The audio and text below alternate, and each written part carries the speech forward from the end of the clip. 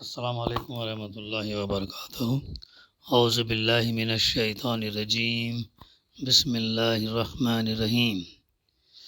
انا ارسلنا نوحا الی قومہ ان انذر قومک من قبل ان یاتیہم عذاب علیم قال یا قوم انی لکم نذیر مبین ان اعبدوا اللہ واتقوہ وأطیعون یغفر لکم من ذنوبکم ویؤخرکم الی اجل مسمى ان اجل اللہ اذا جاء لا یؤخر لو کنتم تعلمون قال رب انی دعوت قومی لیلا ونہارا فلم یزدہم دعائی الا فرارا وإني كلما دعوتهم لتغفر لهم جعلوا أصابعهم في آذانهم واستغشوا ثيابهم وأصروا واستكبروا استكبارا۔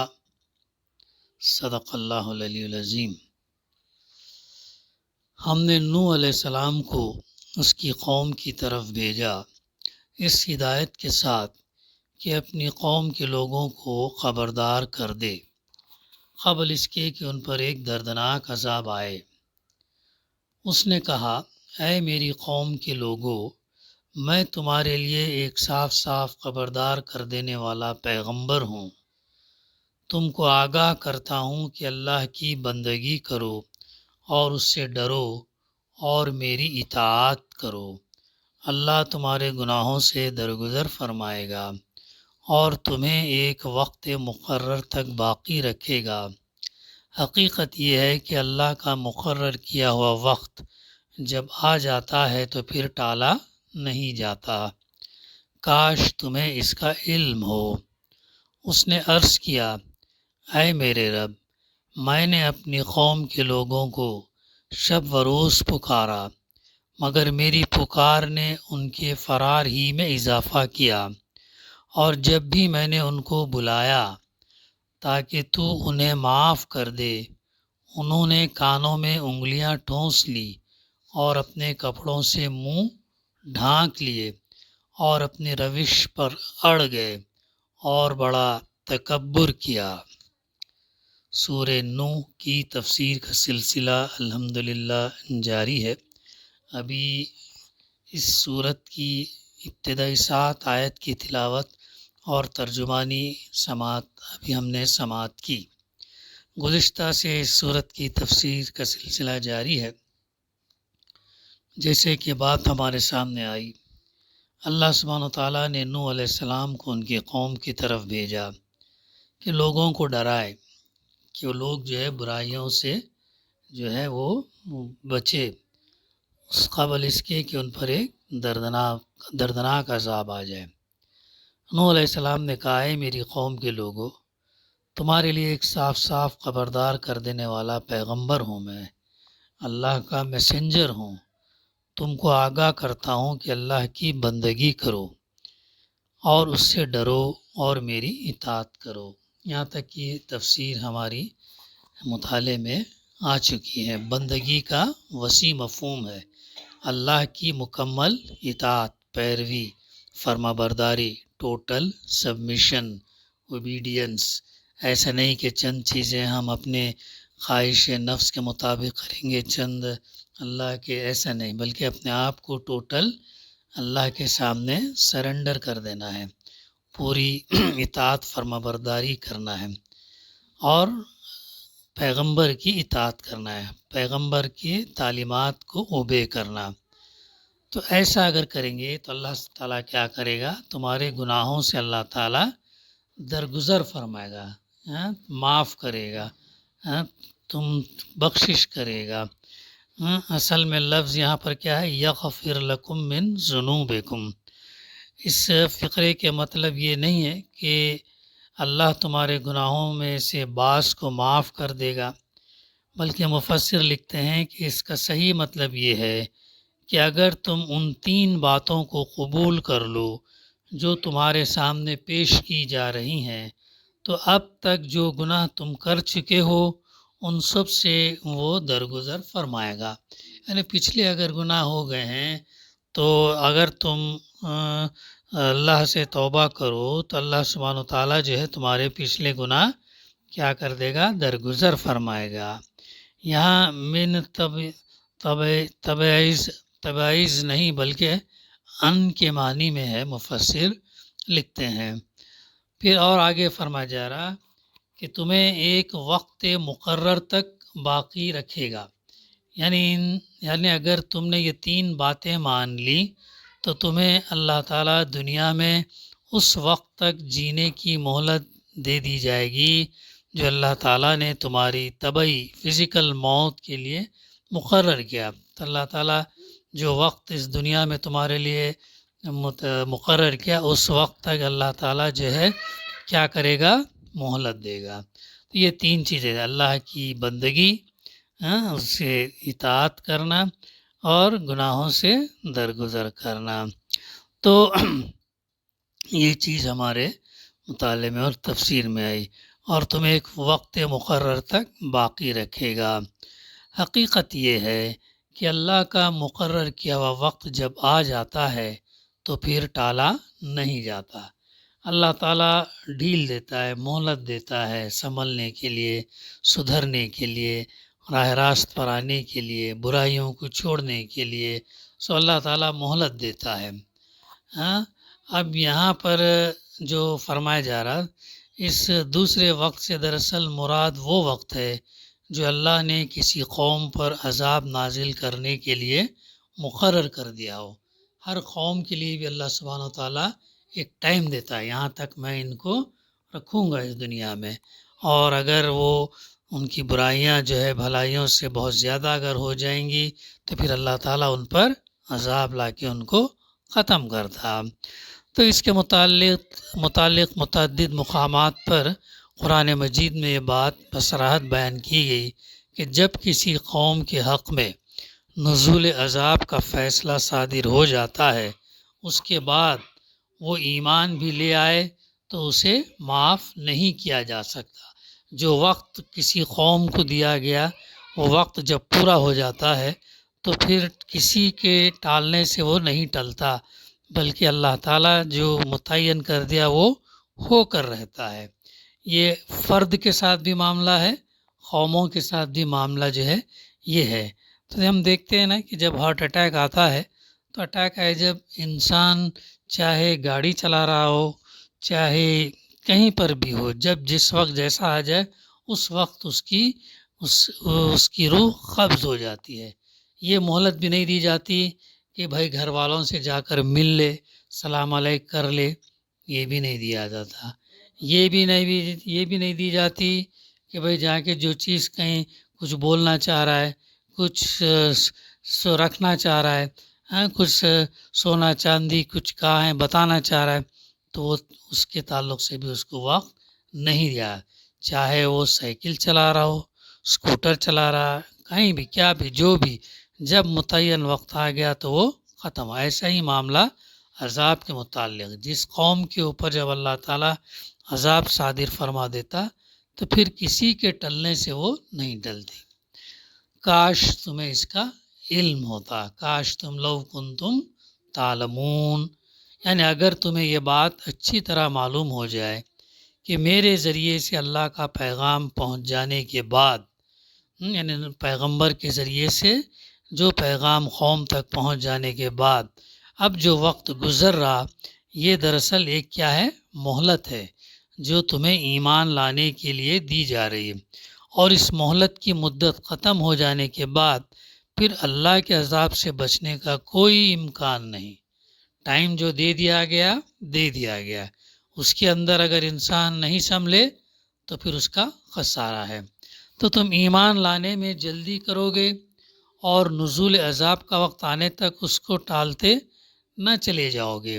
تو یہ ہے جو بات یہاں پر تفسیر سے ہمیں معلوم پڑتی کہ کاش اس چیز کا علم انسان کو ہوتا ہے کہ جب وقت آ جاتا ہے تو پھر ٹالا نہیں جاتا.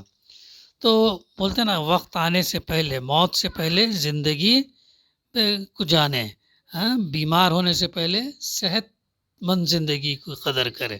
ہاں، مشہور حدیث ہے، اللہ کے رسول صلی اللہ علیہ وسلم نے تقریباً 25 چیزوں کی مثال دے کر بتایا کہ ہاں، مصروف ہونے سے پہلے فرصت کی قدر کرو، فرصت کے اوقات کو یہ کرو، ایسی متعدد چیزیں ہمارے سامنے آتی رہتی۔ پھر آگے اب فرمایا جا رہا، قال ربی انی دعوت قومی لیلا و نہارا، اس نے عرض کیا، نوح علیہ السلام نے جو ہے عرض کیا۔ اب یہاں پر سے ایک طویل زمانہ گزرا ہے۔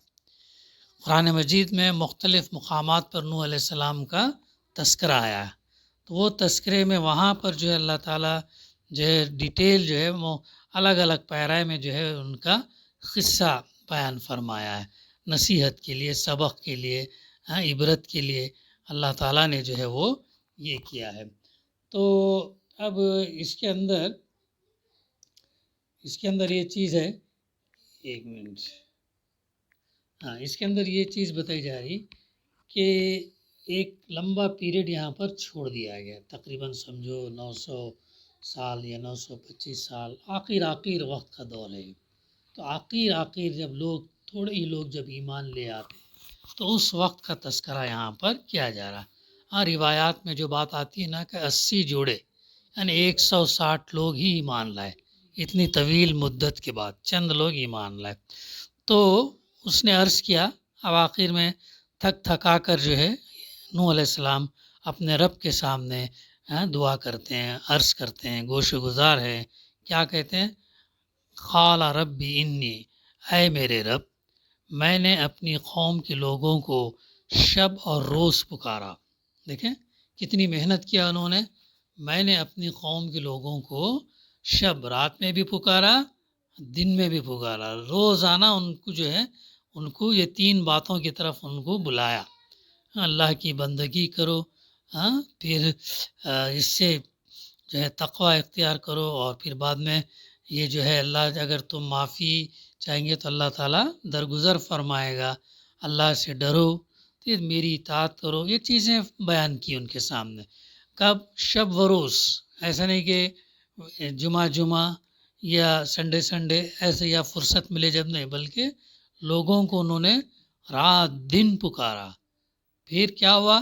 مگر میری پکار نے ان کے فرار ہی میں اضافہ کیا، جیسے جیسے ان کو بلایا تو بلاتے گئے، جیسے الٹا اور کیا ہوتے گئے، وہ لوگ دور ہوتے گئے، یعنی بجائے اس سے قریب آنے کے، اس سے سبق لینے کے، نصیحت لینے کے، ہدایت لینے کے، اپنے آپ کو صحیح راستے پہ ڈالنے کے، اور ہوتا کیا گیا، اور دور یعنی جتنا یعنی نوح علیہ السلام ان کو پکارتے تھے اتنا ہی زیادہ وہ کیا کرتے تھے، دور بھاگتے چلے جاتے تھے۔ ہوتا نا کہ بلایا جا رہا تو نہیں آ رہے، بس دوسرا یہ کام میں مصروف، یہ ایسا ہے ویسا ہے، ایسا کچھ نہ کچھ ایکسکیوز، عذر دے کر جو ہے وہ چلے جاتے۔ تو اس طریقے سے میری پکار نے ان کے فرار ہی میں اور اضافہ کیا۔